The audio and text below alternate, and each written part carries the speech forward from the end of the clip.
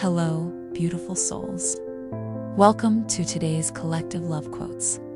I hope this message finds you in peace and joy. I'm so grateful to have you here, and I'm truly excited to dive into the beauty of love through these heartfelt words. You are my butterfly and refuse to set you free. Love blurs your vision, but after it recedes, you can see more clearly than ever. It's like the tide going out, revealing whatever's been thrown away and sunk. Broken bottles, old gloves, rusting pop cans, nibbled fish bodies, bones. This is the kind of thing you see if you sit in the darkness with open eyes, not knowing the future, the ruin you've made. This love of which I speak is slow to lose patience. It looks for a way of being constructive. Love is not possessive. Love is not anxious to impress, nor does it cherish inflated ideas of its own ideas. Love has good manners and does not pursue selfish advantage. Love is not touchy. Love does not keep account of evil or gloat over the wickedness of other people. On the contrary, it is glad with all good men when truth prevails. Love knows no limits to its endurance, no end to its trust, no fading of its hope. It can outlast anything. It is, in fact, the one thing that stands when all else has fallen.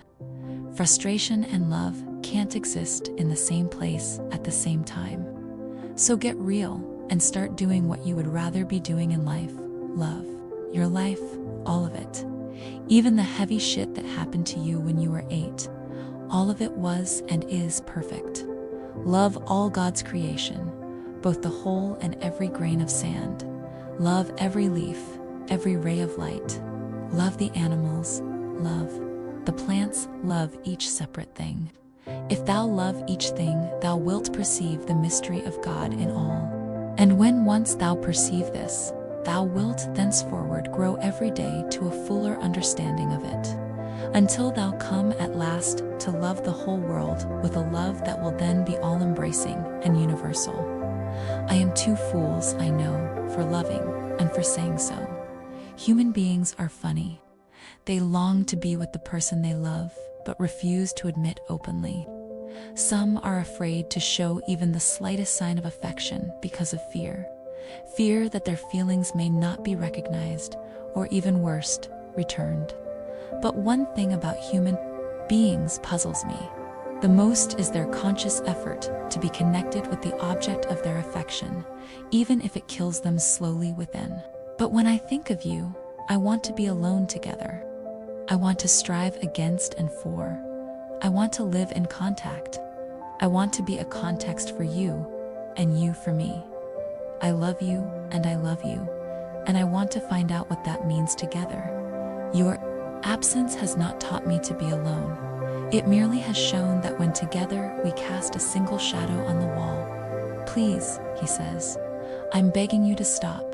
I can't stomach your pain, he says. I can feel it so strongly and it's making me crazy. Please, don't be sad or hurt or guilty. You've done nothing wrong. I'm sorry, don't be sorry either, he says. God, the only reason I'm not going to kill Kent for this is because I know it would only upset you more. But I was young and no better, and someone should have told me to capture every second, every kiss, and every night Becca's. Now I'm sitting here alone and it's getting really hard to breathe, because tears are growing in my throat and they want to break out. But there are people watching and I just want to be somewhere silent. Still, I don't want to be alone because I'm scared and lonely, and I don't understand because I was alone my whole life. I was so damn lonely, and I was content with that, Becca's. I liked myself and my own companion. I didn't need anyone, May thought, but then there was you. ... So, someone should have told me that love is for those few brave who can handle the unbearable emptiness, the unbearable guilt and lack of oneself. Because I lost myself to someone I love, and I might get myself back one day, bout. It will take time. It will take time. This is gonna take some time. I wish someone would have told me this. Someone should have told me this. Love is not consolation, it is light. Love is described like God. When you start to really know someone, all his physical characteristics start to disappear. You begin to dwell in his energy, recognize the scent of his skin. You see only the essence of the person, not the shell. That's why you can't fall in love with beauty. You can lust after it, be infatuated by it, want to own it. You can love it with your eyes and body, but not your heart. And that's why, when you really connect with a person's inner self, any physical imperfections disappear, become irrelevant. No matter how bad your heart is broken, the world doesn't stop for your grief. I think we all wear armor. I think those who don't are fools, risking the pain of being wounded by the sharp edges of the world over and over again. But if I've learned anything from those fools, it is that to be vulnerable is a strength most of us fear. It takes courage to let down your armor, to welcome people to see you as you are. My wife and I just don't have the same feelings for each other we used to have. I guess I just don't love her anymore and she doesn't love me. What can I do? The feeling isn't there anymore, I asked. That's right, he reaffirmed. And we have 3 children we're really concerned about. What do you suggest? Love her, I replied. I told you, the feeling just isn't there anymore. Love her, you don't understand. The feeling of love just isn't there. Then love her. If the feeling isn't there, that's a good reason to love her. But how do you love when you don't love? My friend, love is a verb. Love the feeling is a fruit of love, the verb. So love her, serve her, sacrifice, listen to her, empathize, appreciate, affirm her. Are you willing to do that? Touchstone watched, suddenly conscious that he probably only had 5 seconds left to be alone with Sabriel, to say something, to say anything. Perhaps the last 5 seconds they ever would have alone together. I am not afraid, he said to himself. Love you, he whispered. I hope you don't mind. I hadn't been out to the hives before, so to start off, she gave me a lesson in what she called bee-yard etiquette. She reminded me that the world was really one bee-yard, and the same rules. Work fine in both places. Don't be afraid, as no life-loving bee wants to sting you. Still, don't be an idiot.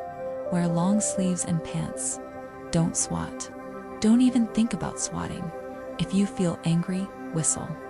Anger agitates, while whistling melts a bee's temper. Act like you know what you're doing, even if you don't. Above all, send the bees love. Every little thing wants to be loved. It's impossible, he snapped. Why? Because I'm Sebastian, Lord St. Vincent. I can't be celibate. Everyone knows that. I am yours. Don't give myself back to me. I'd rather die on my own terms than live on theirs. I'd rather die loving Alex than live without him. I love, the most reckless thing of all. In a strange way, I had fallen in love with my depression. Dr. Sterling was right about that. I loved it because I thought it was all I had. Thought depression was the part of my character that made me worthwhile. I thought so little of myself, felt that I had such scant offerings to give to the world, that the one thing that justified my existence at all was my agony, they say. If a man knew himself, he would know all mankind. I say if a man loved mankind, he would know something of himself. The most introspective of souls are often those that have been hurt the most. You said, I love you. Why is it that the most unoriginal thing we can say to one another is still the thing we long to hear? I love you is always a quotation. You did not say it first, and neither did I. Yet when you say it and when I say it, we speak like savages, who have found 3 words and worship them. Friends ask you questions. Enemies question you. You didn't think I'd let you go alone, did you? No, but I'm grateful that I had you with me. Grateful is all I'm going to get, isn't it? What else were you hoping? For adoration, devotion, affection, infatuation, or just plain finding me irresistible? Sorry, Don Juan, you'll have to live with my undying gratitude. You don't know when you're 23.